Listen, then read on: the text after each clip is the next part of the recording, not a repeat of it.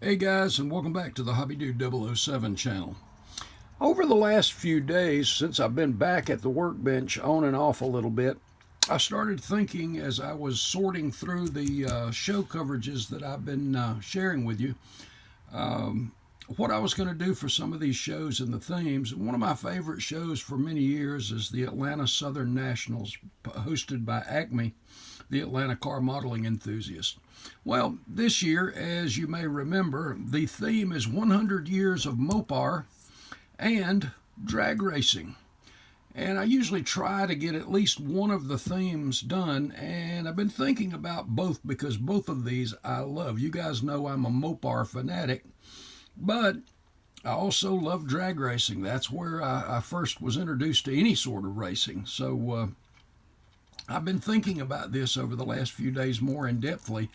And while I would like to do both of them, I've got a lot on my plate to finish building up this year. But I want to share with you some thoughts that have gone through my mind for a while on both of these. So let's get into it.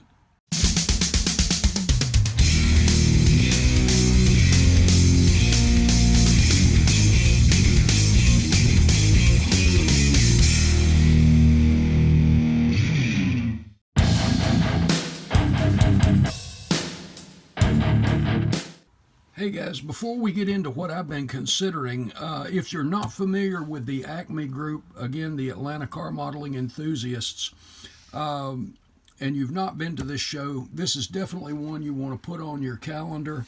It is, again, October the 25th in Cartersville, Georgia, which is just north of Atlanta at the Clarence Brown Conference Center. These guys, for many, many years, have put on a class show. I go back to into I think the early 90s is the first one I ever attended. But great group of guys. You can go over to the Facebook page and get all of the information on the venue, the host hotel. There's a lot of other nice hotels around in that area too. Cartersville is just a really nice place. You've also got the Savoy Auto Museum, and that is worth a visit every single time because they rotate some absolutely awesome cars and historic cars in and out of there as well. So most of the guys try to get there on Thursday or Friday and for the show Saturday and come home Sunday, stuff like that. Just an absolutely awesome show as always, and great vendors from all over the country. As I was saying, the themes for this year is 100 years of Mopar and drag racing.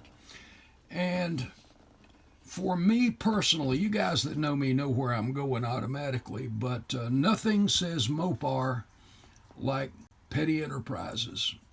Being a Petty fan, I go back before I was a Petty fan to Plymouth, and this is just been one of my things, and I thought, you know what, I've been planning for a long time to do something that I have not done yet. I have a number of die casts and things like that of the Superbird, and when it comes to Mopar, nothing says Mopar like those wing cars. Again, just for me anyway. I know other people may have other thoughts on Chryslers and Mopars. But when you think about it, that can go for drag racing as well. And I thought if either one I do, I want to do a Plymouth. And I really want to do that Superbird. And I've already had some plans on it. I started, as many of you know, I do build sheets on my projects. And they're pretty in-depth and they're pretty thorough and well-researched. And I started thinking, well, with the Superbird, I have probably 250, 270, I don't even know, I haven't counted them, pictures of those cars, of the real ones, and some of the vintage black and white stuff from in the shop when they were being made. I've got plenty of research for these things. And I've also got plenty of research on a particular drag racer, and one of my favorite classes in drag racing is Pro Stock. And I've got a late 70s, early 80s Pro Stocker in mine that I'll be sharing with you here in a few minutes too. But getting over to the build sheet for the Petty Superbird, and by the way, I would be using converting one of the, because there's a lot of body mods and a lot of stuff to fit a Petty Enterprise Superbird that has to be made to the the Johan Superbird. So be making those using one of those bodies. I have like 6 of them, and I just won another one on a auction on eBay that I got really for an outstanding price that's unbuilt. But my build sheets, whenever I do a detailed project, I do a couple of pages of everything that needs to be done. And I start with, and here as you see, 70/25th scale Petty Enterprises Plymouth Superbird. And here's all the modifications and things that needs to be done to the body. Then we've got the paint that I'll be using. And a lot of these things can change. Engine and modifications for the engine. Things that would fit that era race car. Then you've got the transmission, the interior mods, chassis modifications, and there's going to have to be a lot of these because I'm not going to be using the stock how do I want to put that?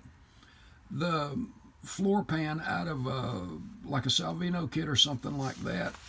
There's a few things specific to the real pictures that I want to try to replicate, so we're going to be doing that. So there's a lot of those things that are there. After all of this, then we get into how we're going to display it. We're going to use a turntable, mirrors, transparent Mopar backdrop, which is made of acrylic, which I'll have to have that custom made. And I'll share with you the info on where to get that done really reasonably. The vinyl decals for the backdrop, things like that, and transport box. That's one of the important things when you're going to be transporting something like this to and from a show. How are you going to transport it and keep it safe? So I always make sure that I plan ahead to get all that stuff done as well. So we've got 2.5 pages there of that. Then I did some sketches of based on the real pictures, the fuel the fuel lines, how they run,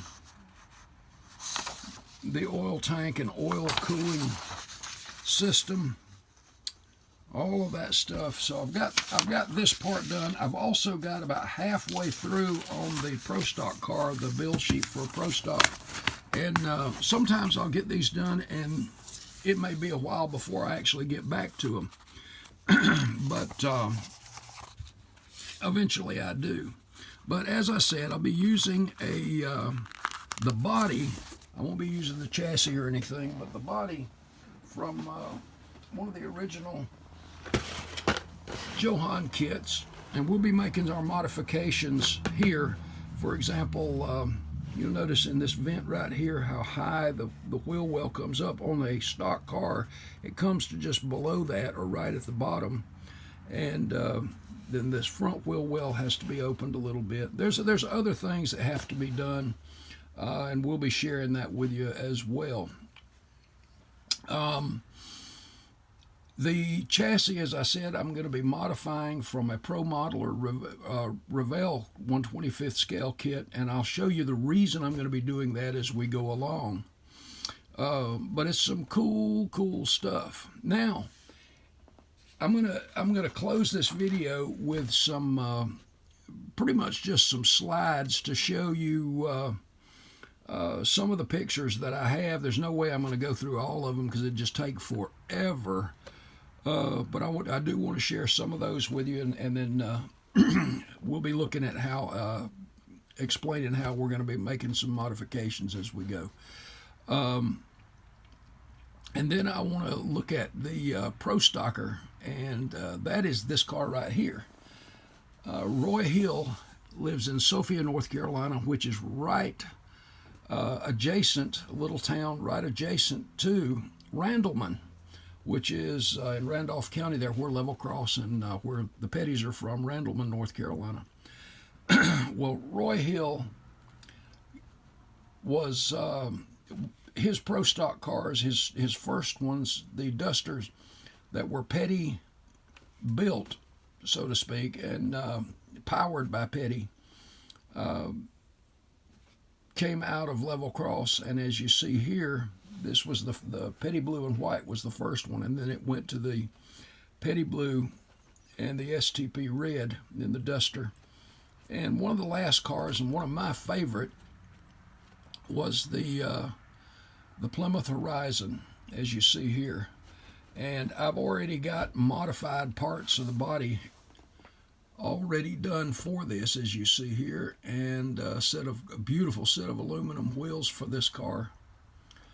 And I'm thinking about doing this one as well. Eventually I'm going to do them both, but I'm swaying toward the Superbird as the first one. This Horizon is quite a car. It was featured, and I've got the issue of Hot Rod Magazine for the Plymouth Arrow, and it was pretty much the exact same car, just it was reskinned later. But Roy Hill also ran a Dodge Colt. There were a number of these cars, as I said earlier, a Plymouth Arrow. So there were some really cool looking cars in here.